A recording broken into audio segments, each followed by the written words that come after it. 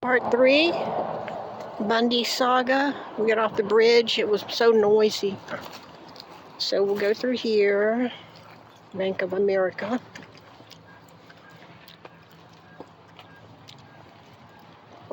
All right. Was talking about the next door neighbor and the people that responded. Let me think. Evangel Temple. I'll get into the entire Gator Inn thing. It's a whole saga. But the Gator Inn, there's a magazine called, or a flyer called Jack Psycho. Well, first of all, I was buying Ann Rule's last edition, which I believe was 2009, and it had epilogues, post events that she wrote about up until like 2009, I think was some of her last iterations. Anyway, maybe she knows something. Maybe by then she could have found some stuff out.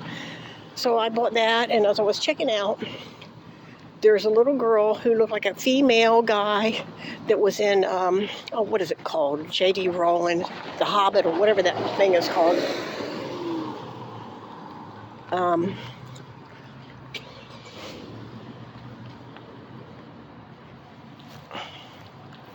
I can't remember the name. It was a trilogy of the Circle or something. I don't know.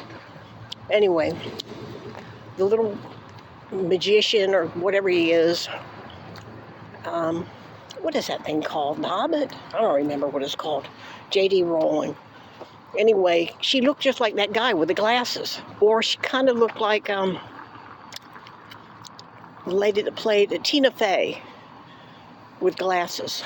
She was on Saturday Night Live. Anyway, I was checking out. She says, "Oh, my mom met him." And I thought, "Oh, well, here's something," right? But there were people behind me. She said, "My mom met him when she was a little girl." And I said, "Really?" She said, "Yes, my grandparents owned the Gator Inn. And when she was a little girl, she ran into Ted Bundy." I said, "The Gator Inn over on Phillips?" And she said, "Yeah." And I had to check out. And I didn't think very much about it. And I'm going back there and said, no, we don't know her. She didn't make that utterance. We would have known about it if that had happened. But anyway, she said, "My mom met him as a child." So I looked up trying to find something on the Gator Inn, and I pulled it up on Google, and in Jack Psycho, it was a unique situation. The Gator Inn, built in the early 60s, probably 59 to 60, and the guy's name was Salvador Tomiscu. But he changed his name to Sam King, and he married Susan King. And in 61, they had Linda, and I guess 63 or 62, they had Lisa, or Lisa Linda, I don't know. That would have been this girl's mother. And I suppose it could have been 68, because that would have made her about 7 years old. And her mom was getting worried about her because she would go up to people and, just befriend them. They were just people. The man built the hotel. It was like a Holiday Inn. You have a one layer. And the thing about it was, he built it. It had like a sequined gator on it. It was Gator Inn. And it was right off. It was on Phillips. But then they took a section of I-95 right through there, and people were flying past his facility anymore, and they were going to larger, more expensive motels and stuff. Anyway, Samuel, he called himself Samuel King. He changed his name to Samuel King, and he had the 2 girls.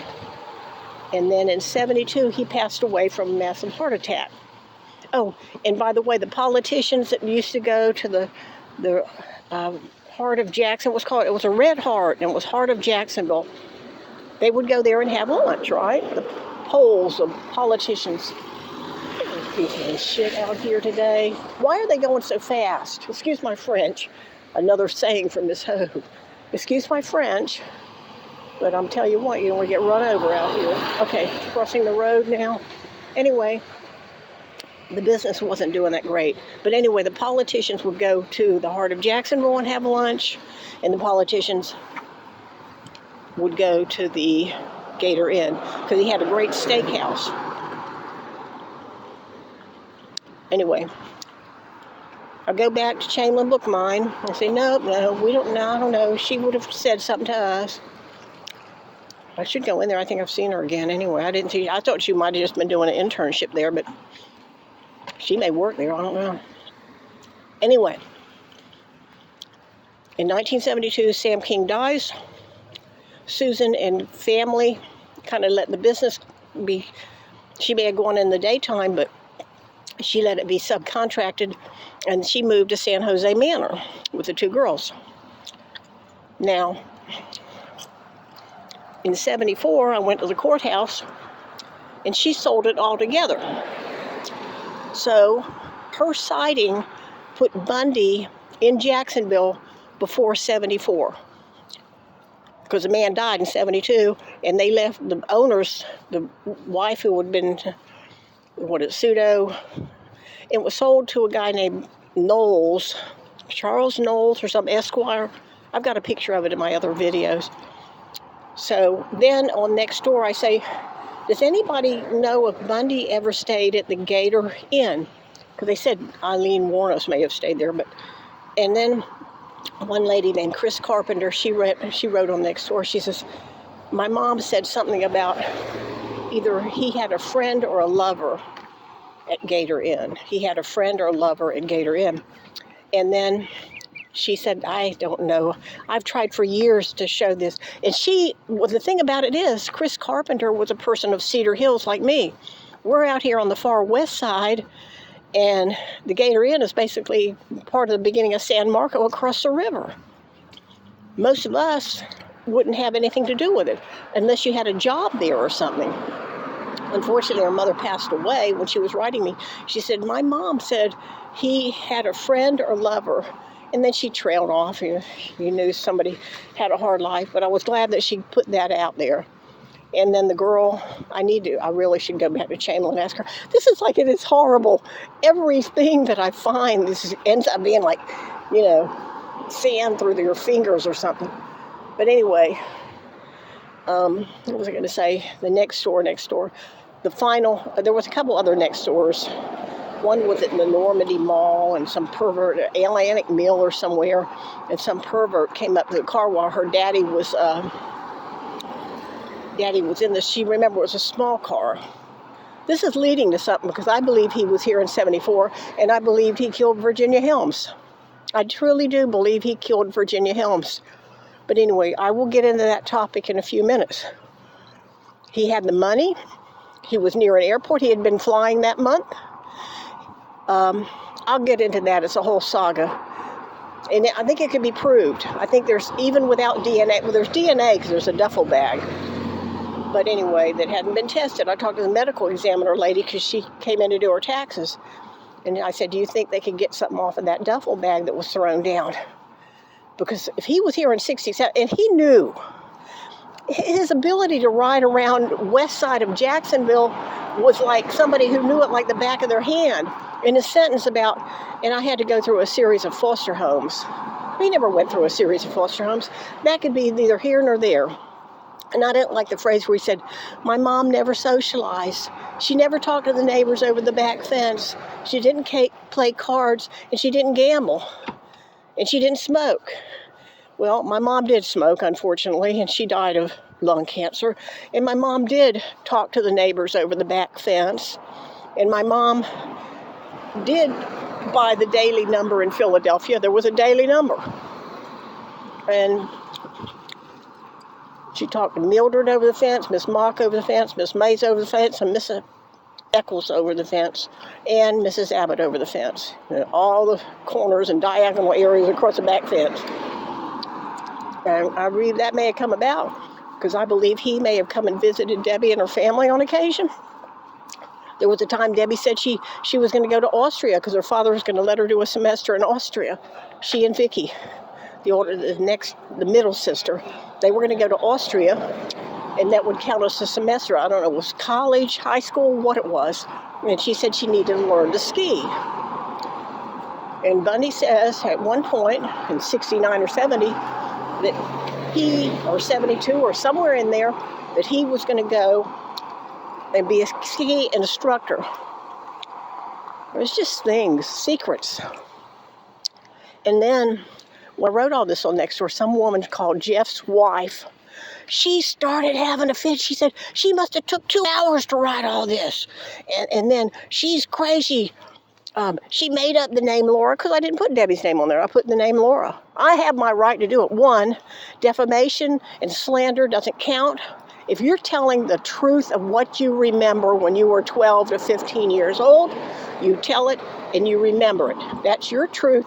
I cannot deny it. Two, I've not slandered anyone. There was a pile of clothes that were clean and a pile of clothes that was dirty. It was a house of 4 women. Debbie, Vicky, Jeannie, and Mrs. Hogue. Jean Hogue. Or she remarried to Miss Sexton. And I remember, I used to go down there. They had a pet hamster.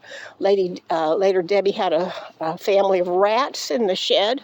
She found a mother rat with her babies. So, I don't know. But for somebody to be that vehement, I mean, like I said earlier on in the first video, if you had an encounter with someone, say, oh yeah, I remember him. We used to play kickball with Berkowitz when we were kids. You know, something like that. I mean, oh no, I don't want anything. I don't want my name. Maybe during the war, but you're retired now. Unless there's something more to it, there has to be something more to it. And like that Edna Cow said, some people to this day, but you know what? That is wrong. If he had a homicide in Jacksonville, and I can go into detail why I think that's him. The police officer Hanson, oh, and I knew Mr. Parmenter. He would come to the property room in the dispatch case. He had strawberry blonde hair. He was a Sergeant Parmenter then.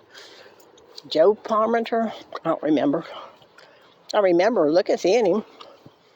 I had a kid named Steve Parmenter in my 6th grade class because it's in my book. Or it might have been a cousin or something. I don't know. They may have gone to Cedar Hills Church. I don't remember. I was not. I was a fallen Christian. I was like that girl at Lake Sammamish. She said, we were just out looking for trouble. And we found some trouble. But like I gradually, and the last few years I've been taking these autistic tests. And sure enough, I'm on the spectrum apparently. Because every test I've taken about 4 now. I know they're just on Google. But I've taken 4 and I said, oh yeah, I like that.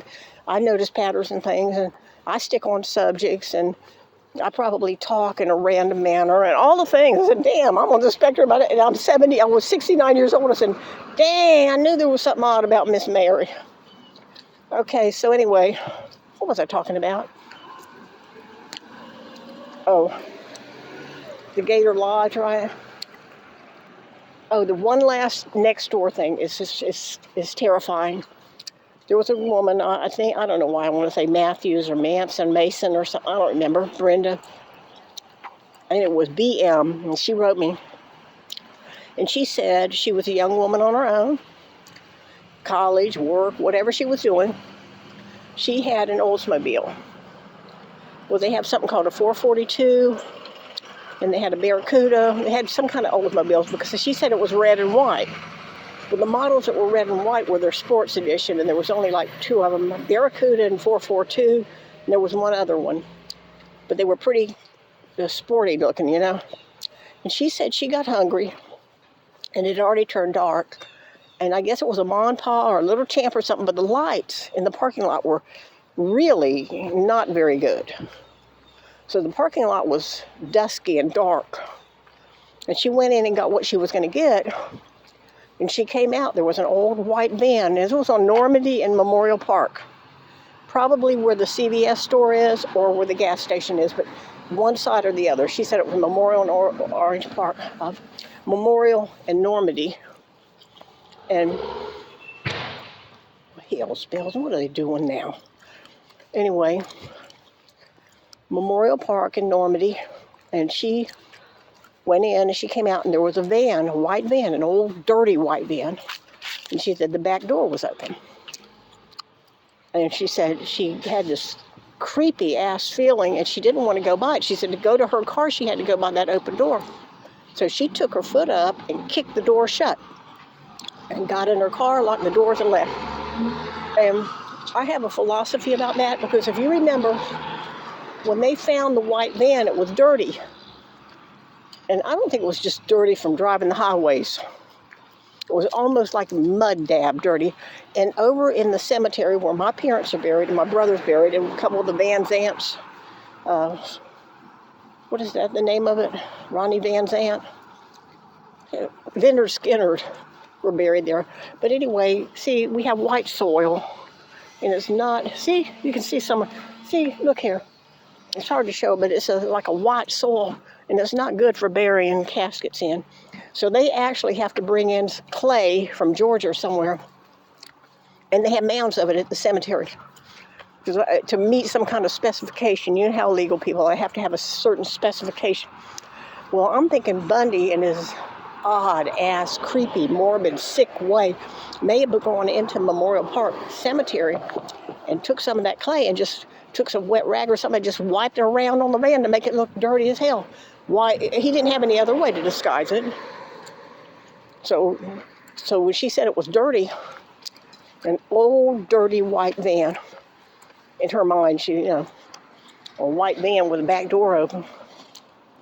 I'm thinking, and then in some of the descriptions, it was beyond just what you would get just driving down the highway. And I have another philosophy about the van anyway. In the Oak, there was a band members there, right? Well, in order to move a van around to gigs and jobs, they needed a van for the amplifiers, the musical instruments, the band members, guitars, whatever they had. So a lot of time, and sometimes they'd sleep in the van.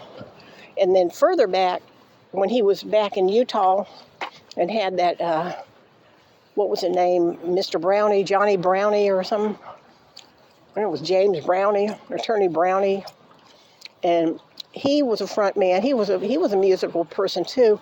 And he had been with Grateful Dead or one of the bands of the 70s. And he also, sometimes the front guy would be Jimi Hendrix.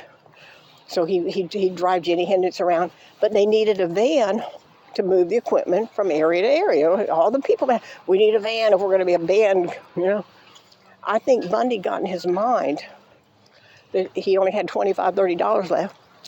If he got a van, he could rent a camp space and continue his terrorizing and killing.